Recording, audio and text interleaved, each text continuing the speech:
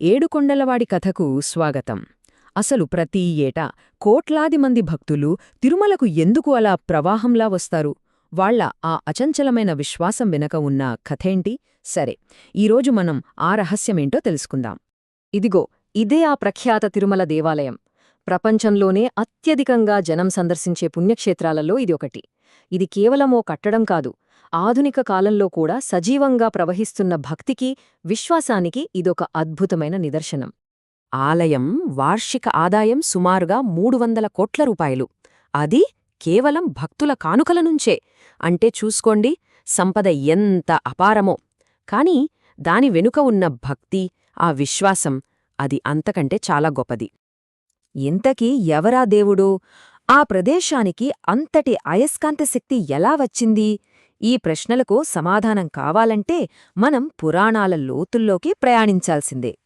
ఆ భక్తిని పూర్తిగా అర్థం చేసుకోవాలంటే మనం ముందుగా ఒక నాటకీయమైన దివ్యగాథను, అదేనండి ఆ అప్పు వెనుక ఉన్న కథను తెలుసుకోవాలి. ఈ కథ ఎప్పుడు మొదలవుతుందంటే, సాక్షాత్తు మహావిష్ణువు భూలోకానికి వచ్చినప్పుడు. అయితే ఒక చిన్న అపార్థం వల్ల ఆయన భార్య, సంపదలకు అధిదేవత అయిన లక్ష్మీదేవి అలిగి ఆయనను విడిచివెళ్ళిపోతుంది. ఇక అంతే, హృదయం ముక్కలై ఒంటరిగా మిగిలిపోయిన విష్ణువు తిరుమలలోని 7 కొండలపై స్థిరపడి ఒక పుట్టలో ఉంటూ తపస్సు చేసుకుంటూ జీవిస్తాడు. సరిగ్గా అప్పుడే ఆయన యువరాణి పద్మావతిని కలిసి ప్రేమలో పడతాడు. అసలు విషయమేంటంటే, ఈ పద్మావతే ఆయన ప్రాణంగా ప్రేమించే లక్ష్మీదేవి యొక్క మరో అవతారం. ఇద్దరూ పెళ్లి చేసుకోవాలని నిర్ణయించుకుంటారు. కాని ఇక్కడే ఓ పెద్ద సమస్య వస్తుంది. లక్ష్మీదేవి పక్కన లేదు కదా. దాంతో విష్ణువు దగ్గర అసలు డబ్బే ఉండదు.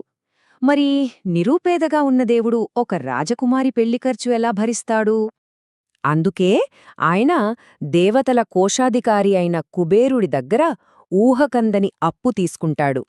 ఈ కలియుగం, అంటే మనం ఇప్పుడున్న యుగం ముగిసేలోపు ఆ అప్పు మొత్తం తీరుస్తానని మాటిస్తాడు. ఇక్కడే అసలు విషయం మొదలవుతుంది. శతాబ్దాలుగా తిరుమలలోని దేవుడి అసలు స్వరూపం ఏంటి అనే దానిపై పెద్ద చర్చే జరిగింది. చాలా ఆసక్తికరమైన విషయం ఇది. పండితులు, రకరకాల సంప్రదాయాల వాళ్ల వాదనలు వినిపించారు. కొందరు ఈ విగ్రహంలో కొండల దేవుడైన స్కందుడి పోలికలున్నాయన్నారు. మరికొందరు కాదు, ఇది జగన్మాత శక్తిస్వరూపం అన్నారు. ఇంకొందరైతే జటాజూటంతో ఉన్న శివుడి లక్షణాలు కనిపిస్తున్నాయని వాదించారు. ఇది చాలా ఏళ్లు నడిచిన చర్చ. కాని చివరికి చాలామంది ఆయనలో ఒక అందమైన ఏకత్వాన్ని చూస్తారు. ఒక పాత పద్యంలో చెప్పినట్టు ఆయన పేరే అరణ్ శివుడు మరియు నారాయణన్ విష్ణువు. చూడండి, ఇద్దరూ ఒకటే అని చెప్పటానికి ఇంతకంటే అందమైన వర్ణన ఉంటుందా? సరే, మరి ఈ పురాణగాథకు ఈరోజు మనం చూస్తున్న పూజలకు, ఆచారాలకు సంబంధమేంటి? ఎలా ఇవి ముడిపడి ఉన్నాయో చూద్దాం. ఇక్కడే ఉంది అసలు కీలకమైన విషయం. తిరుమలలో మనం చూసే 2 అత్యంత విశిష్టమైన ఆచారాలు నేరుగా ఆ దేవుడి అప్పుకథతో ముడిపడి ఉన్నాయి. అందులో మొదటిది హుండీ. మనం హుండీలో డబ్బులు వేస్తాం కదా, అలా చేయడం ద్వారా స్వామివారు కుబేరుడికి తీర్చాల్సిన ఆ పెళ్లి అప్పును తీర్చడంలో మనం కూడా సహాయం చేస్తున్నామని భక్తుల ప్రగాఢ నమ్మకమనమాట. ఇక రెండవది బహుశా అందర్నీ ఇంకా ఎక్కువ ఆకట్టుకునే ఆచారం, తలనీలాల సమర్పణ. అసలు ఎందుకు కోట్లాది మంది తమ జుట్టును స్వామికి సమర్పిస్తారు? ఈ ఆచారం వెనుక ఒక గొప్ప ఆధ్యాత్మిక భావన దాగి ఉంది. ఇది కేవలం ఒక సంప్రదాయం కాదు, అంతకు మించి. అదేంటంటే, మన అందానికి, గర్వానికి చిహ్నంగా భావించే జుట్టును వదులుకోవడం. దీని ద్వారా భక్తులు తమ అహంకారాన్ని, గర్వాన్ని పూర్తిగా వదిలేసి ఆ దేవుడి ముందు సంపూర్ణంగా శరణాగతి పొందుతున్నామని ప్రకటిస్తారు. ఇంతకీ ఈ కథ, ఈ ప్రదేశం మన ఈ ఆధునిక యుగంలో కూడా ఎందుకు ఇంతలా ప్రజల మనసులో నిలిచిపోయాయి? దాని ప్రాముఖ్యత ఏంటి? నమ్మేవాళ్లకి బాలాజీ అంటే ఒకటే, నిరాశపై ఆశ సాధించే విజయం.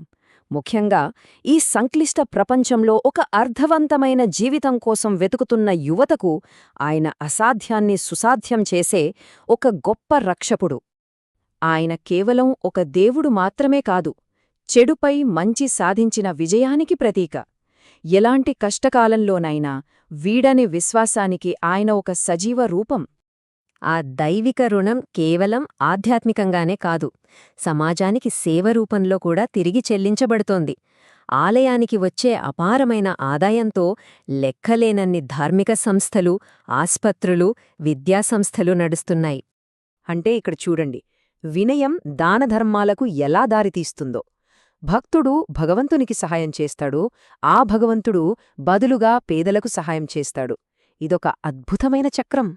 వెంకటాద్రి సమం స్థానం బ్రహ్మాండే నాస్తి కించన వెంకటేశ సమో దేవో న భూతో న భవిష్యతి. ఈ ఒక్క శ్లోకం లక్షలాది మంది విశ్వాసానికి ఆధారం. ఒక కథ, ఒక అప్పు, ఒక నమ్మకం, ఇవన్నీ కలిసి ఒక ప్రదేశాన్ని ఇంతటి మహాపుణ్యక్షేత్రంగా, ఒక దేవుడిని కోట్లాది మంది ఆరాధ్య దైవంగా ఎలా మార్చాయో ఆలోచిస్తే నిజంగా ఆశ్చర్యం కలుగుతుంది.